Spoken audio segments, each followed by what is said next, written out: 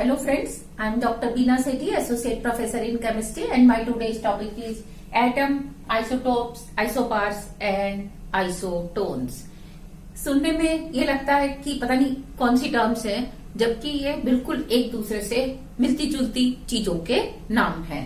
ध्यान दो, एटम को हमने पहले ही डिस्क्राइब किया था कि atom is the smallest indivisible unit of an element, क्योंकि पहले ऐसा माना जाता था एटम इज इंडिविजिबल, इसीलिए ये बोला जाता था कि atom is the indivisible unit, जबकि आज की तारीख में we know that it is divisible. Next, which can not exist independently, जो कि इंडिपेंडेंट, जिसका एग्जिस्टेंस पॉसिबल नहीं है। आप एक एटम को रख के और आंख झपक के देखो, इतने में क्या होगा, ये किसी न किसी से रिएक्शन कर लेगा। केवल 6 एलिमेंट के एटम्स ऐसे हैं जो कि इनर्ट गैसेस हैं, helium, neon, argon, krypton, xenon and radon, जिनके एलिमेंट्स के एटम, इन एलिमेंट्स के एटम अकेले स्टेबल हैं, यानी कि ये मोनो एटॉमिक ही मिलते हैं। इसके अलावा पूरी पीरियोडिक टेबल के जो एटम्स हैं वो इंडिपेंडेंट नहीं मिलते, कंबाइंड फॉर्म में ही मिलते हैं। Which shows all parental properties, जैसे अगर ये कार्बन एलिमेंट है तो इसके सारे जो, इसको आप कट करते जाओ तो जो इसके एटम्स बनेंगे वो सारे एटम कार्बन की प्रॉपर्टी को शो करेंगे। और अगर ये कार्बन के अलावा कोई दूसरा है, लाइक बोरोन है, तो ये सारे के सारे बोरोन की प्रॉपर्टीज को शो करेंगे। तो ये पेरेंटल प्रॉपर्टी को शो करते हैं। Next, they participate in chemical reaction. जब आप बोरोन की या कार्बन की किसी से रिएक्शन कराओगे तो हर बार बोरोन का एक एटम ही जाके उससे रिएक्शन करेगा, फिर दूसरा एटम, फिर तीसरा। मीन्स रिएक्शंस में जो पार्टिसिपेट करते हैं वो एटम्स ही होते हैं। तो ये था हमारा एटम। लेकिन क्या एक्चुअली ऐसा होता है कि सारे एटम्स एक जैसे होते हैं? नहीं, कभी कभी कुछ एटम्स ऐसे होते हैं, जैसे ये अगर कार्बन है तो इसमें हम उम्मीद रखते हैं कि 6 प्रोटॉन, 6 न्यूट्रॉन, और इसका मास नंबर कितना होना चाहिए? इसका होना चाहिए 12। तो इसके मिलियंस ऑफ एटम्स को हम देखें तो 6C12 ही मिलता है। लेकिन बीच बीच में कोई एलिमेंट, एटम ऐसा भी होता है जिसमें 6 प्रोटॉन एंड 8 क्या होते हैं? न्यूट्रॉन, और इसका टोटल नंबर कितना हो जाता है? 14। तो हम इसको 6C14 से रिप्रेजेंट करते हैं। तो हमने देखा कि ये दोनों एटम सेम एलिमेंट को बिलोंग करते हैं, लेकिन इनका atomic number, means number of proton same होने के बाद भी इनका मास नंबर अलग अलग होता है। तो हम अगर इन एलिमेंट्स को नाम देना चाहें, इन एटम्स को, तो क्या नाम देते हैं? इन एटम्स को हम नाम देते हैं आइसोटोप्स। आइसोटोप्स क्या होते हैं? एटम्स ऑफ सेम एलिमेंट, यानी कि ये सेम एलिमेंट के डिफरेंट एटम्स होते हैं, हैविंग सेम एटॉमिक नंबर। इनका एटॉमिक नंबर क्या होता है? Same, but different mass number. तो इनका जेड सेम होता है और मास नंबर ए क्या होता है? डिफरेंट होता है। इन्हें हम आइसोटोप्स कहते हैं। स्टूडेंट्स, यहां मैं आपको एक बात बताना चाहूंगी कि जब भी हम आइसोटोप्स की डिफाइन को याद करते हैं तो कई बार हम क्या करते हैं, जो अंडरलाइन वाली वैल्यूज हैं इनको बहुत स्ट्रॉन्ग पॉइंट बना के अंडरलाइन कर करके याद कर लेते हैं, लेकिन इसके आगे और पीछे की डिफाइन को हम याद नहीं करते, और वहीं से हमारे डिफाइन में गलती होती है। जब एग्जाम में पूछा जाता है कि व्हाट आर आइसोटोप्स, तो क्योंकि हमने ये ऊपर की लाइन को याद ही नहीं किया, हमने सिर्फ बीच की लाइन याद कर ली कि same atomic number, different mass number, तो हम इसके आगे और पीछे जो लिखते हैं वो बिल्कुल गलत लिखते हैं। तो मैं आपको ये कहने जा रही हूँ कि आप जब इसकी डिफाइन याद करें तो इसको अच्छे से पूरा याद करें। आइसोटोप्स क्या है? एटम्स हैं, एटम्स का नाम है। स्टूडेंट्स लिखते हैं molecules having, substance having, elements having, compounds having, गलत गलत टर्म्स लिखते हैं। तो आपने क्या लिखना है? Atoms, atoms of same element. तो वो स्टूडेंट्स क्या लिखते हैं? Molecules of same element, compounds of same element, तो आपने ऐसा नहीं करना, आपने एग्जैक्ट डिफाइन याद करनी है।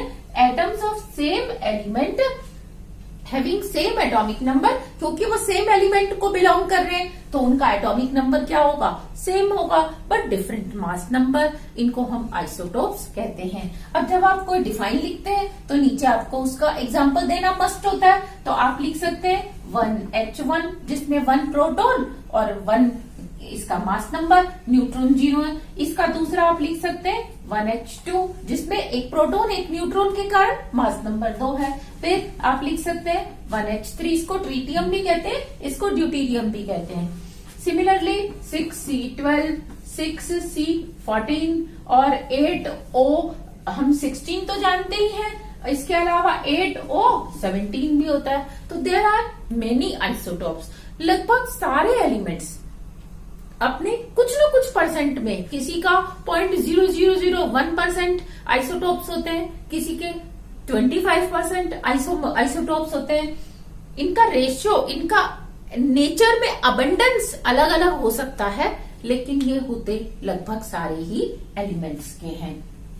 और इन्हीं की वजह से जो आप देखते हो कि हम एटम का वेट जब लिखते हैं, मास नंबर नहीं वेट लिखते हैं, तो हम इस तरीके से लिखते हैं कि इसका वेट 14.00 समथिंग है, 005 है, 006 है, या किसी का 28.003 है। तो वो इसीलिए आता है क्योंकि उसके अंदर कुछ एटम्स ऐसे होते हैं जो कि आइसोटोपिक होते हैं, जिनका मास नंबर उनके नॉर्मल मास नंबर से ज्यादा होता है।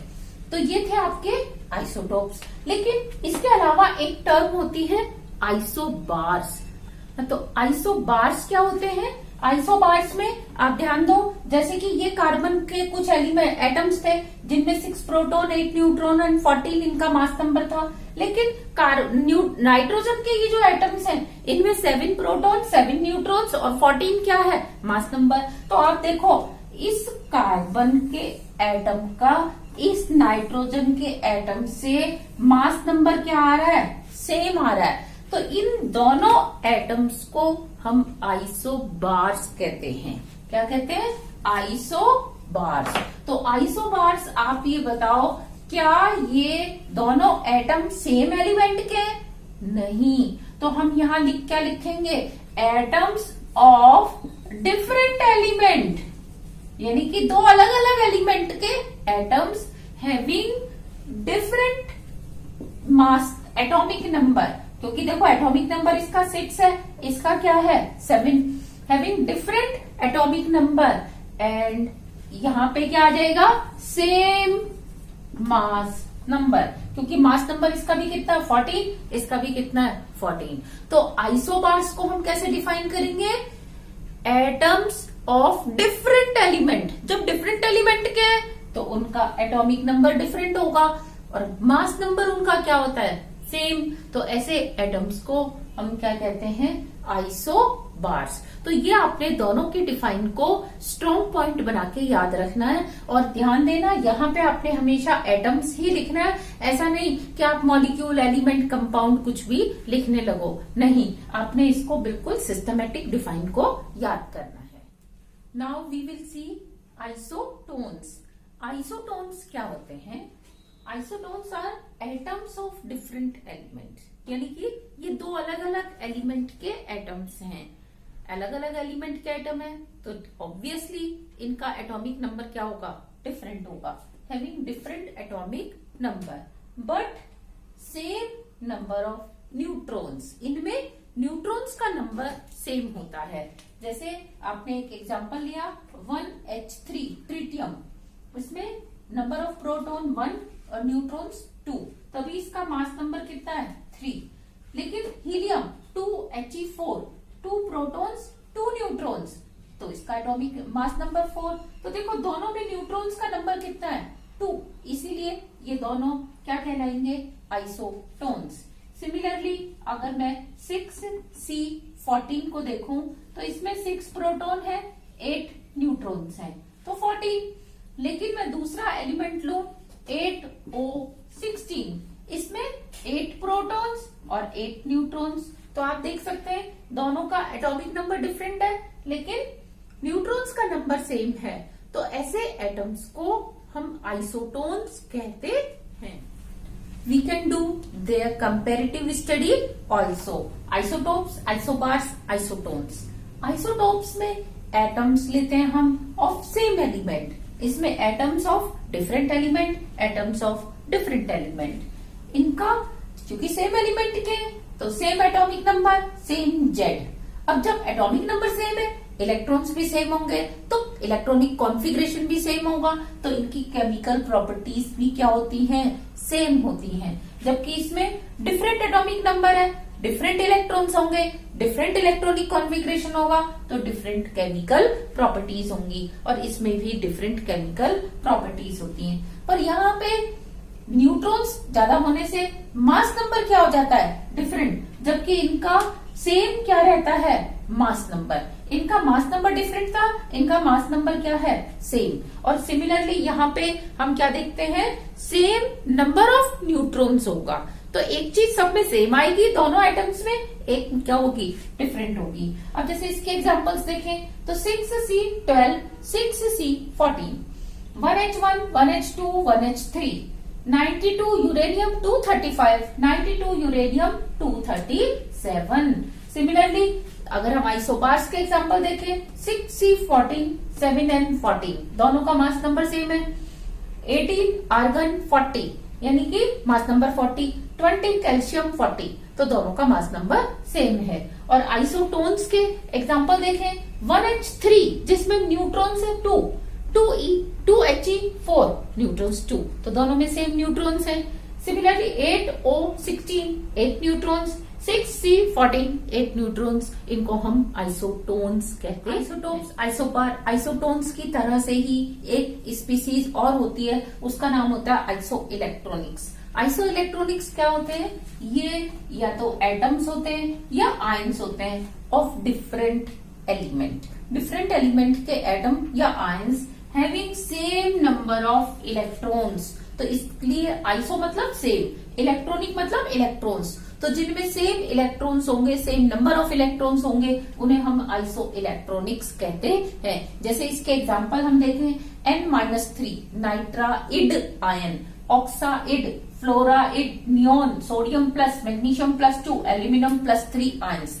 इनमें हम नंबर ऑफ प्रोटॉन्स पहले देखेंगे, तो नाइट्रोजन का एटॉमिक नंबर 7, ऑक्सीजन का 8, फ्लोरीन का 9, नियोन का 10, सोडियम का 11, मैग्नीशियम का 12, एल्यूमिनियम का 13।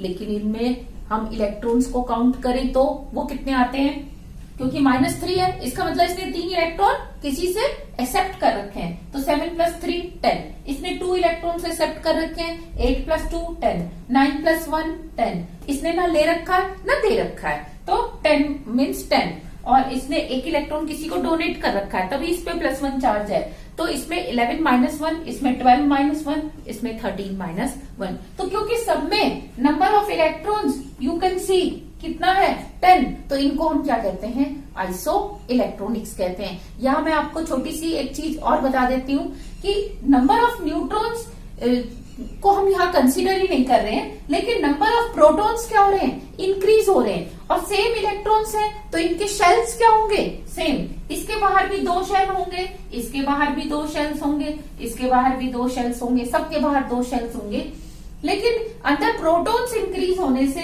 इनके शेल धीरे धीरे अंदर की तरफ कॉन्ट्रैक्ट होंगे, तो इनका साइज क्या होगा, इस तरीके से धीरे धीरे डिक्रीज होगा।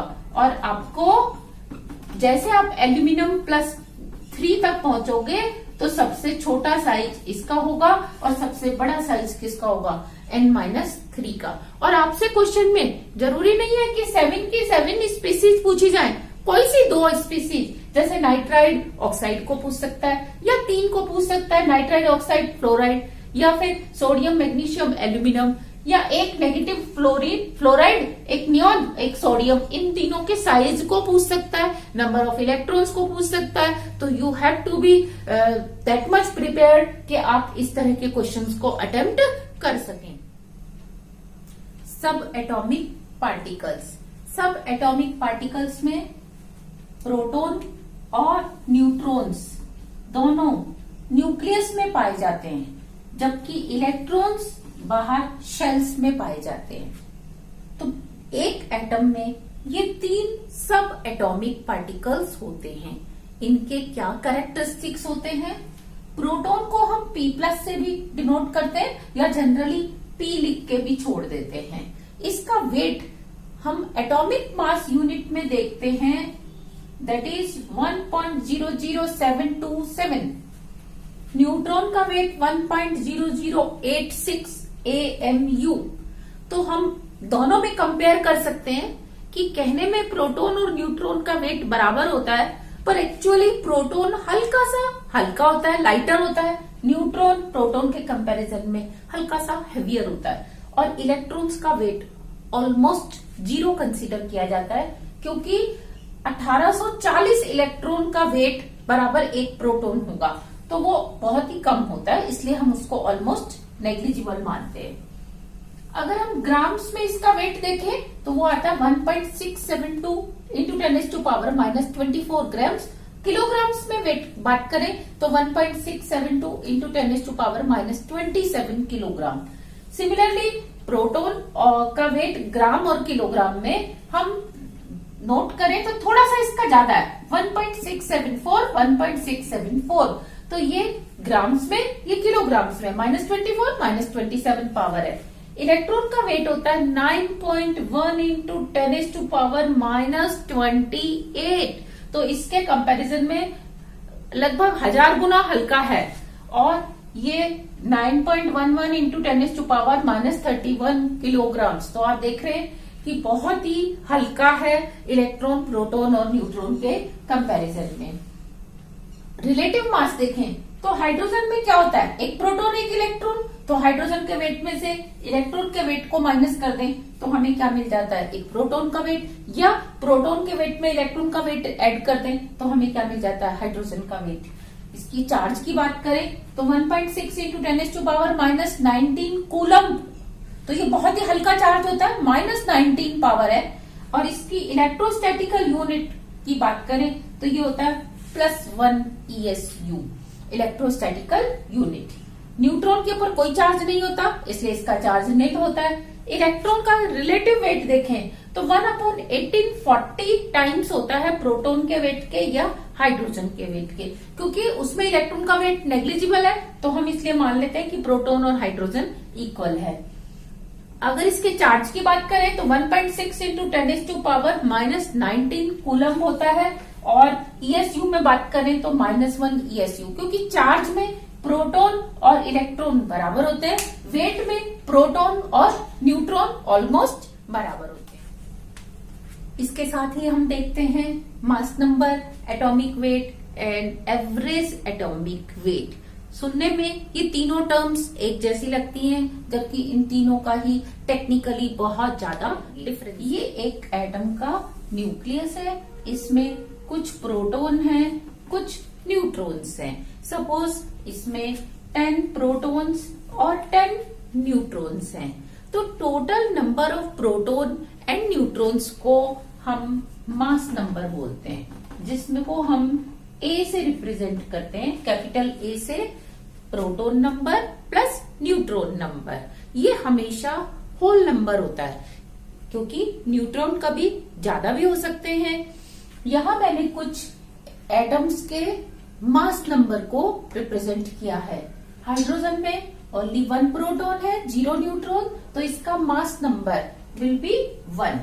दूसरा, हीलियम में 2 + 2 4, लिथियम में 3 + 4 7, बेरिलियम में 4 + 4 8, बोरोन में 5 + 6 11, कार्बन में 6 + 6 12, नाइट्रोजन में 7 + 7 14, ऑक्सीजन 8 + 8 16, फ्लोरीन 9 + 10 19, नियोन 10 + 10 20। सिमिलरली अगर हम सोडियम से कैल्शियम तक देखें तो 11 + 12 23, 12 + 12 24, 13 + 14 27, 14 + 14। एक एटम 11 and 8 23 आपने लिया सोडियम, तो सोडियम का 11 एटॉमिक नंबर, तो इसमें 11 प्रोटॉन्स होंगे। और इसका 23 मास नंबर है, तो इसमें 12 क्या होंगे, न्यूट्रॉन्स होंगे, और इसका मास नंबर आ जाएगा 23। कार्बन की बात करें 6C12, 6 प्रोटॉन 6 न्यूट्रॉन 12, तो इसका मास नंबर होगा 12 और एटॉमिक नंबर होगा 6। तो mass number is always a whole number. Mass number में हम प्रोटॉन्स का नंबर देखते हैं, वेट नहीं देखते। ऐसे ही न्यूट्रॉन्स का नंबर देखते हैं, वेट नहीं देखते, और दोनों के नंबर को जोड़ देते हैं, वही उसका क्या होता है मास। लेकिन इसका एटॉमिक वेट क्या होगा और ये कैसे मास नंबर से डिफरेंट होगा, ध्यान दो। इसमें 11 प्रोटॉन्स हैं और एक प्रोटॉन का वेट होता है 1.007 AMU। तो बताओ 11 प्रोटॉन्स का वेट कितना होगा, इंटू 11 कर दिया, इट इज 11.077। और 12 इसमें न्यूट्रॉन्स है, तो 12 न्यूट्रॉन्स का वेट 1.008 से मल्टीप्लाई होगा, क्योंकि एक न्यूट्रॉन का वेट 1.008 है, तो इसका 12 का वेट हो जाएगा 12.00096। तो टोटल इसका वेट कितना आया 23.174। तो अब आपको समझ में आया कि ये इसका क्या है, एक्चुअल वेट जो हमने वेट करके देखा, और ये 23 इसका क्या है मास नंबर। तो दोनों में बहुत ही कम डिफरेंस होता है, ये 23, ये 23.174। इसीलिए छोटी क्लासेस में जब हमें कैलकुलेशन करनी होती है या स्टूडेंट्स को कुछ समझाना होता है, तो हम रफली कह देते हैं कि atomic weight is equal to mass number. आप ऐसा एज्यूम कर लो, लेकिन वो सिर्फ एज्यूम्शन ही होता है, वास्तव में नहीं होता। सिमिलरली कार्बन के केस में देखें तो कार्बन के 6 प्रोटॉन्स का वेट होगा 6.042, क्योंकि मैं 6 को मल्टीप्लाई करूंगी 1.007 से, और 6 न्यूट्रॉन का वेट होगा 6.048 और इसका टोटल वेट होगा 12.090। तो ये इसका एटॉमिक वेट है 12.090, फ्रैक्शन में है, और ये इसका क्या है मास नंबर 12। तो 12 और 12.090 दोनों में बहुत ही कम डिफरेंस है, इसीलिए हम छोटी क्लासेस में आपको एज्यूम करवा देते हैं कि मास नंबर और एटॉमिक वेट दोनों सिमिलर हैं। वास्तव में similar atomic weight. Average atomic weight क्या होता है? पहली चीज कि एटॉमिक वेट से डिफरेंट होता है, इसका एक्चुअल में कोई एग्जिस्टेंस नहीं होता। इसको समझने के लिए हम एक छोटा सा एग्जांपल देखते हैं। ये मैंने एक ग्लास जार लिया, इसमें एक एलिमेंट के कुछ एटम्स को मैंने रखा। अब अगर सारी की सारे एटम एक जैसे हैं, तो आपको फिर तो एवरेज भी उसका वही मिलेगा जो एक एटम का वेट है। लेकिन वास्तव में क्या होता है, हर एलिमेंट के कुछ आइसोटोप्स भी होते हैं, यानी कि कुछ एटम्स में नंबर ऑफ न्यूट्रॉन इंक्रीज हो जाते हैं, और 2 या 2 से ज्यादा टाइप के एटम एक ही एलिमेंट में प्रेजेंट होते हैं। तो जैसे ये एक ही एलिमेंट था, इसके अंदर मैंने 20 एटम्स लिए। 20 एटम्स में ये मैंने देखा ब्लैक कलर के जो एटम्स हैं इनका वेट थोड़ा ज्यादा है, जो ब्लू कलर के एटम्स हैं इनका वेट थोड़ा सा कम है। तो इसका वेट 10 और इसका 8 था। 25% ब्लैक वाले थे, ब्लू वाले थे 75%। अब सोचो, आपने एक एटम या 20 एटम ना लेकर आपने 100 लिए। 100 लेंगे तो क्या होगा, 5 टाइम ज्यादा, इसके 25 होंगे, इसके 75 होंगे। आपने 1000 लिए तो ये 250 होंगे, ये 750 होंगे। तो अब आप सोचो, सारे के सारे ब्लैक होते तो 20 एटम्स लेने पे इसका वेट कितना आता है 200 ग्राम। मैं इसमें 20 एटम्स ले लेती तो इसका वेट कितना होता है 200 ग्राम। और अगर मैं सारे के सारे ब्लू होते इसके अंदर तो इसका वेट कितना होता 160 होता। अब ना तो सारे ब्लू हैं और ना ही सारे ब्लैक कलर के हैं, यानी कि ना तो कोई एक ही आइसोटोप है ना दूसरा आइसोटोप है, बल्कि दोनों प्रेजेंट है। ऐसे में अगर मैं 200 एटम लेके चलूंगी तो वेट इनका ये आएगा, और अगर मैं 20,000 लूंगी तो ब्लैक होने पर ये और ब्लू होने पर ये डिजिट आपको मिलने वाली है। लेकिन आप सोच के देखो कि एक्सपेरिमेंट जब किया जाता है या रिसर्च की जाती है तो हम सेलेक्टिवली तो कर नहीं सकते कि इसमें से सारे ब्लैक वाले आ जाओ, सारे ब्लू वाले आ जाओ, नहीं, हम तो इसको तोल के लेंगे 10 ग्राम, 20 ग्राम, 40 ग्राम। अब अगर आपने 100 ग्राम वेट किया तो 100 ग्राम में सारे ऐसे आ जाएं या सारे ब्लू आ जाएं, इसकी चांसेस तो है नहीं। क्या होगा, दोनों की जितनी ज्यादा परसेंटेज है वो उतने ज्यादा ही आएंगे आपके पास। तो इसीलिए जब रिसर्च वाली कैलकुलेशंस की जाती हैं तो हम एटॉमिक वेट को नहीं बल्कि एवरेज एटॉमिक वेट को काम में लाते हैं। यहाँ ध्यान दो, मैंने अगर इसके सपोज लैक्स एटम्स ले लिए होते तो उसमें 25% या 75% ही होते। अब मैं इसमें से आंख बंद करके थोड़े से लेती तो क्या होगा, मैंने सपोज 100 एटम लिए तो क्या 100 की 100 ब्लैक आएंगे, क्या 100 की 100 ब्लू आएंगे? नो, क्या होगा, 25 ब्लैक आएंगे। तो 25 ब्लैक के चांसेस है, तो 10 से मल्टीप्लाई करेंगे, उनका वेट कितना होगा 250, और 75 आएंगे कौन से 8 वाले, तो उनका वेट कितना होगा 560, और मैं दोनों को जोड़ दूं तो कितना हो जाएगा 810। इसका मतलब 100 एटम्स का वेट अगर मैं ऐसे ब्लाइंडली निकालती हूं तो ना तो 100 एटम्स का वेट मेरे पास 1000 आने वाला है क्योंकि 10 नहीं है, और ना ही मेरे पास 800 आने वाला है क्योंकि सारे ब्लू नहीं है। तो इसलिए अब आपसे कोई पूछे कि एक एटम का वेट कितना है, 100 का आपने वेट देखा 810, तो 1 का कितना होगा डिवाइड बाई 100, तो 1 एटम का वेट आ जाएगा 8.1, और ये इसका क्या कहलाता है, एवरेज एटॉमिक वेट।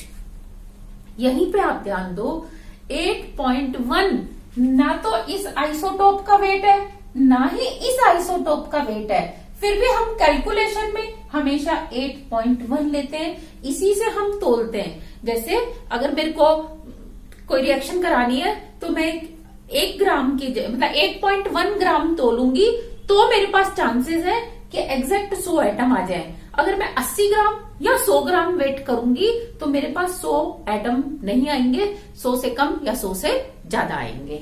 सिमिलरली अगर मैं 1000 एटम्स का वेट करूंगी तो इतना आएगा, 10,000 का करूंगी तो इतना। आप चाहे इससे एक एटम का वेट निकालो तो आपको डिवाइड बाई 1000 डिवाइड बाई 10,000 करोगे, एवरेज एटॉमिक वेट आपका 8.1 ही आएगा। तो इसे कहते हैं एवरेज एटॉमिक वेट, जो कि फ्रैक्शन में आता है।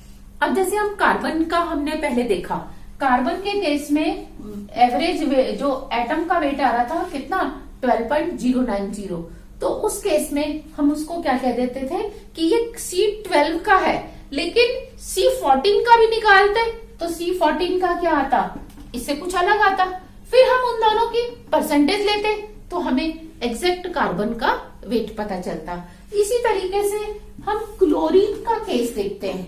क्लोरीन में अगर ये क्लोरीन गैस का सैंपल है तो हम इसमें क्या देखते हैं, 25% आइसोटोप्स होते हैं जिनका वेट मास नंबर 35 है, और 37 वाले होते हैं 75%। एक्चुअल इनकी जो परसेंटेज है वो 24.6 होती है। 24.6 को हम अप्रोक्सीमेट 25 मान रहे हैं और 75.4 को हम 75 मान रहे हैं। तो 24.6 है आपके पास 37 वाला, जिसका एटॉमिक मास नंबर 37 है, यानी कि ये आइसोटोप, और 75% है आपके पास आइसोटोप ये वाला। अब ये बिल्कुल इवनली पूरे एटमॉस्फेयर में, पूरे रूम में, पूरे नेचर में, पूरे एनवायरमेंट में है। आप कहीं से भी क्लोरीन लो और आप अगर 350 ग्राम ले लोगे तो 350 ग्राम में जरूरी थोड़ी कि सारे यही वाले आएंगे। आप सोच लो कि मेरे पास तो 10 एटम्स आ गए, या 370 ग्राम लो, आप सोच लो कि सारे यही आ गए, नहीं। तो हम इनका एवरेज एटॉमिक वेट निकालते हैं। एवरेज के लिए हम 37 को मल्टीप्लाई करते हैं 24.6 से, 35 को मल्टीप्लाई करते हैं 75.4 से, यानी कि 75 into 35 plus 37 into 25 divide by 100, तो हमें एक का वेट कितना आता है 35.5। ये इसका क्या होता है, एवरेज एटॉमिक वेट। अब देखो मुझे एवरेज एटॉमिक वेट पता चल गया, अब मैं कहीं से भी 35.5 ग्राम क्लोरीन को तोल के अपने घर लेके आऊंगी तो मैं क्या देखूंगी कि उसमें लगभग 100 एटम होंगे, 25% ये वाले और 75% कौन से होंगे, ये वाले होंगे। आगे तो इस तरीके से हम एटॉमिक वेट की जगह एवरेज एटॉमिक वेट को काम में लाते हैं। लेकिन जहां फर्क बहुत कम होता है, जैसे कि 12.009 और दूसरा 12, तो हम वहां 12 मान लेते हैं, लेकिन फिर भी रिसर्च वाली कैलकुलेशंस में हम इसको भी 12 नहीं मानते, हम 12.009 रख के ही कैलकुलेशन। तो दिस वाज ऑल अबाउट सब atomic particles and average atomic weight. Thank you.